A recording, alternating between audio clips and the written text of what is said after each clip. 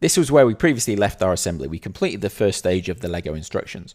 So now we're moving on to stage 2, and if we look at that in the instructions, there's actually a smaller sub-stage within it that we add to the first stage. We also need to create 3 new parts. We need a longer axle, we need the right angle beam, and then we need the small bush that fits onto the axle. Let's start off with the simplest one, the axle.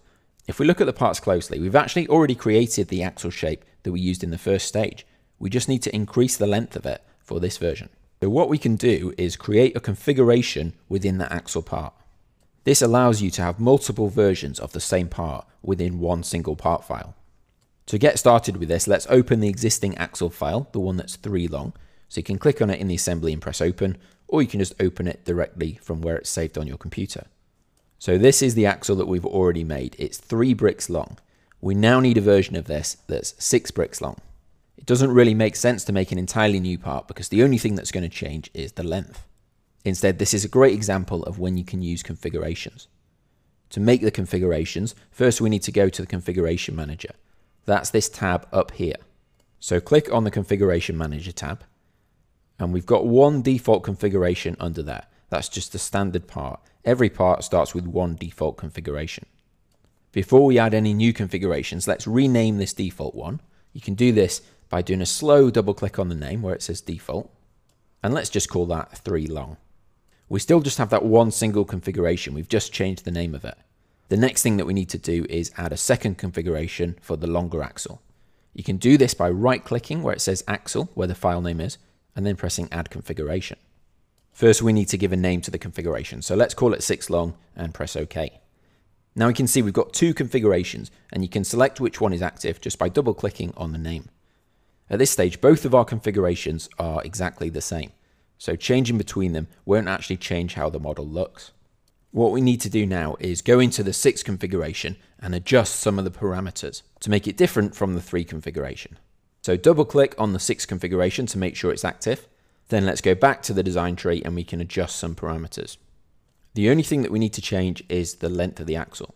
We can do this by editing that boss extrude feature, the first feature. So click on it and press edit feature. We can now change the length of this extrude, but just for this configuration.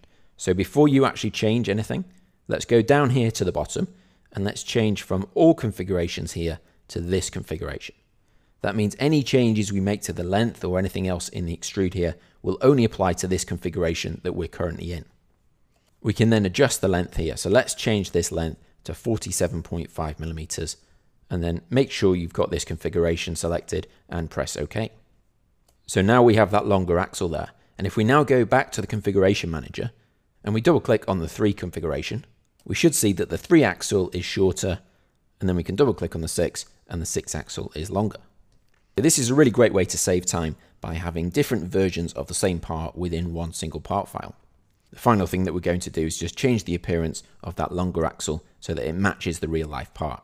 To do this, let's make sure we're in the 6 configuration, so double click on the name, and then go down here to where it says display states, right click on the default display state, and then let's choose add display state. So we're just adding a new display state here.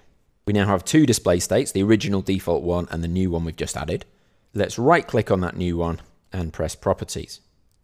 We can then change the name so it says 6 long, and we can also check this box that says link display states to configurations. It just means whatever display changes we make in this configuration will only apply to this configuration. Then press OK, and now we've got a specific display state just for this configuration. Now we can go and set the appearance in the Appearance, Scenes and Decals tab here on the right. Let's expand the appearances, let's stick with the medium gloss plastic, and let's make that axle dark grey. So now the longer axle is the correct dark grey or black colour, but if we go back to the 3 axle, the shorter axle, we can see that's still also the correct grey colour. And that's all there is to it really, so it's quite a simple part. You can now save this part, and then in the next video we'll be creating the next part, the right hand beam.